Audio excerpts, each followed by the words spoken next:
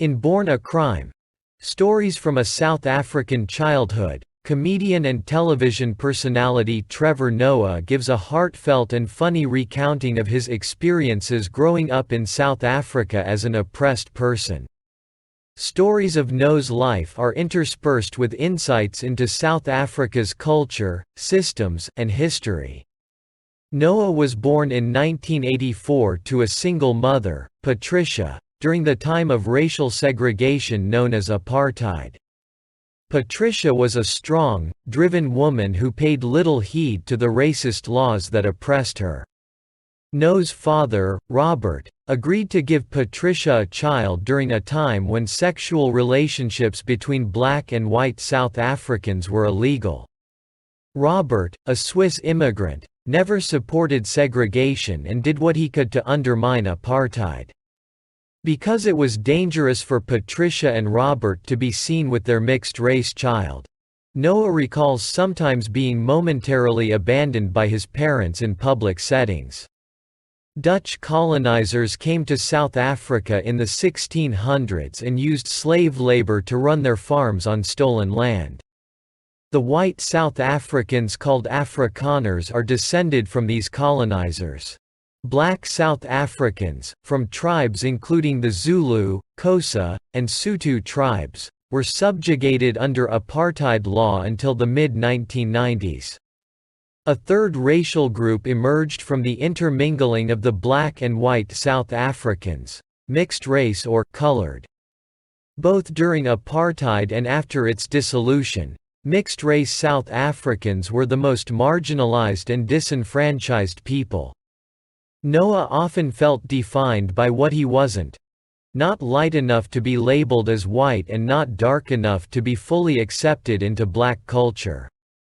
Apartheid ended in 1994, but Noah's struggles as a mixed-race child in South Africa continued. It was often hard for Noah to determine which groups would accept him.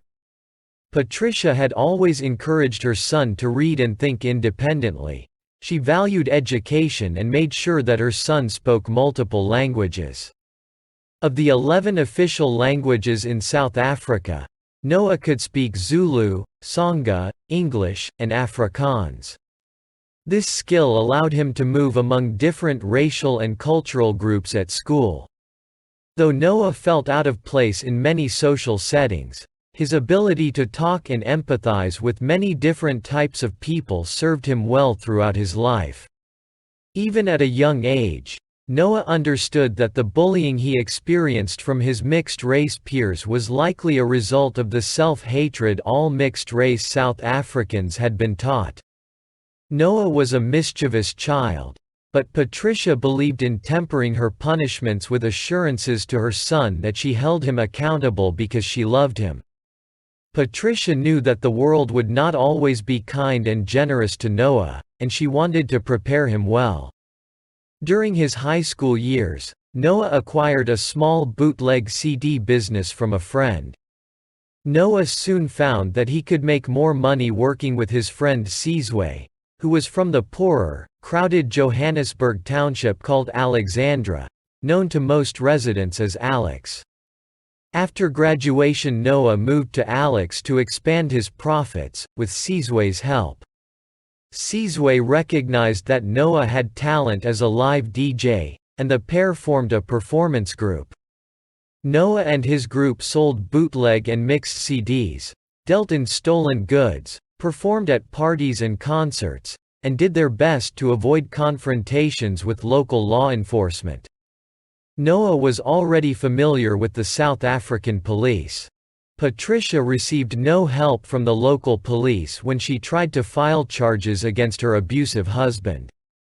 Noah was arrested for shoplifting, on suspicion of carrying a weapon, and for driving an unregistered vehicle.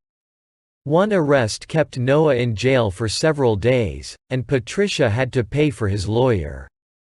Despite his dealings with law enforcement, Noah could see his own privilege in comparison to many of his peers. Patricia had worked hard to make sure her son had the ability to make a life for himself. The men in Noah's life taught him little about how to interact with women. Robert was a distant but generally pleasant presence. Patricia's father, Temperance Noah, was an unpredictable figure.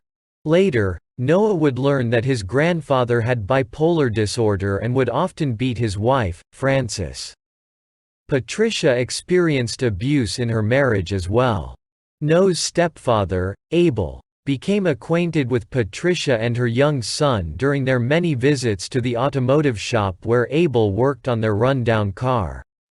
After Abel and Patricia married, he bought the shop. Patricia was forced to sell her home to keep the business running, and the family spent a stressful year living in the shop warehouse. Abel often came home drunk, and he began beating his wife.